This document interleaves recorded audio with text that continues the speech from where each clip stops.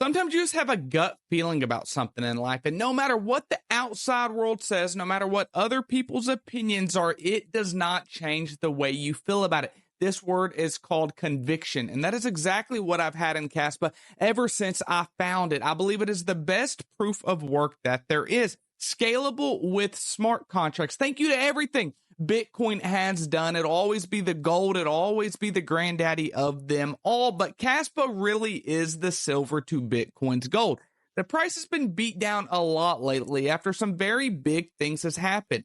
We had meme coins, but honestly, we had layer 2s coming to Kaspa. But ever since then, the prices went from 22 cents down to tap in 10 cents. Why? Well, I had a gut feeling that it was way too low for me. So I made a tweet a couple days ago that I had a feeling I should go all in on Kaspa, and it looks like that decision has paid off. In this video, I want to go over what that tweet was and also why I had that feeling and why I've never lost my conviction in Kaspa. It is truly something that I believe is a life-changing technology, and smart contracts are on the way, guys. In this video, we're going to get into everything Kaspa and more, but first I want to welcome you back to Freeman Finance and Crypto, where if it makes money, it makes sense, guys. From the bottom of my heart, I'm truly grateful for every single one of you.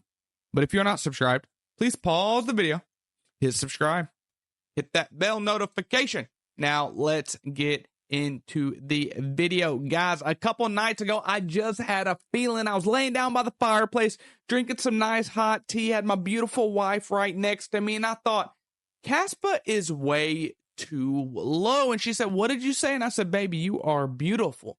But she didn't know I was thinking about Kaspa. But at the time, I looked at it, I said, this is just way oversold. I said, I have a feeling I should go extremely heavy on Kaspa currency.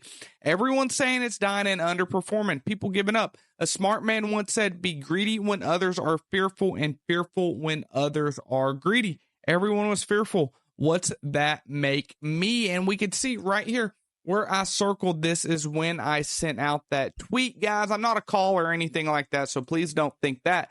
But please give me a follow over on X. We have a lot of fun conversations and everything. But since the time of that tweet, Kaspa is up 50%. And what is leading to this? I mean, after all, guys, Kaspa is up in market cap huge over the last few days. It's almost getting back to 4 billion in overall market cap. And it's back to 15 cents. And I personally even think it is undervalued at this price, guys. And of course, none of this is ever financial advice. I'm Scott, slightly a degen and loves finance. But when we look at this, one of the things that made me think that it was definitely oversold, a couple things, okay? We had this big wick back here at the beginning of August, and it got ate up extremely quick. So I knew people were still interested in Kaspa.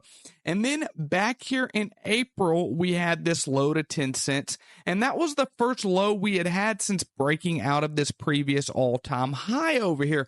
And I was just looking at it thinking, this cannot last for too much longer. This is too good of a deal right now. This is too low in price, and there is too many big things going on for Kaspa. And honestly, I wasn't the only one. Trust me, my money does not move the chart like that. But look in the last 7 days what all we've had, guys.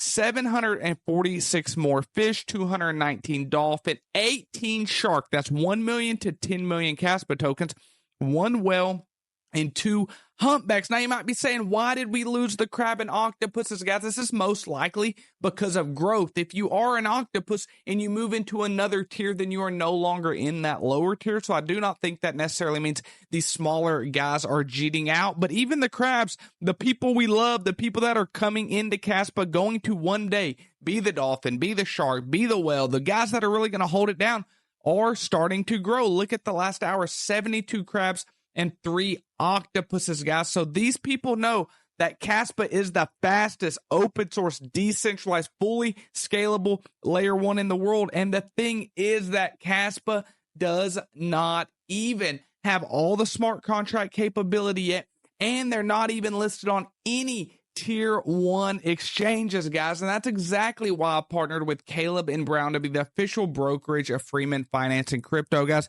Pick up the phone, call a broker directly, 24/7 customer support, an actual person you get to talk to on the other line, and it's completely free to sign up, guys. There will be a promotional link down below. And when we look at Kaspa, guys, it is continuing to grow. And we know the emission schedule of Kaspa is much quicker than that of BTC. And you can see 87.6% are already mined. When we were covering Kaspa on this channel 4 months ago, we were in the petahashes. Now we're at 1.32 exahash. That means there's a lot more big players mining, securing the network. So if the miners are there, that means the network is safe and it's going to continue to grow, guys. And as long as there is adoption for the miners, there will be adoption for the buyers. But long term, we need layer 2s and smart contracts to come around, and they're going to, but we already have a very vibrant layer 2 ecosystem. Now, of course, they're mainly all meme coins, guys, but who doesn't love a good DJ and meme coin?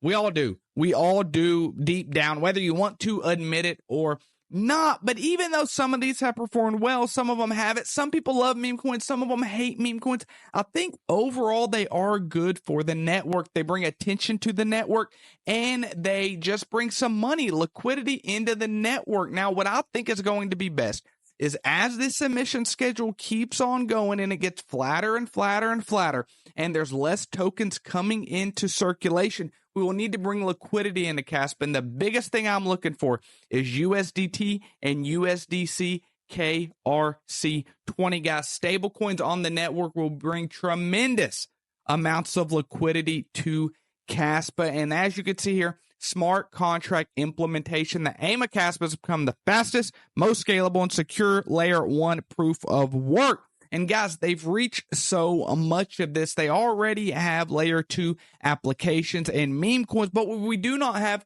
is decentralized finance yet. What we do not have is real world assets yet.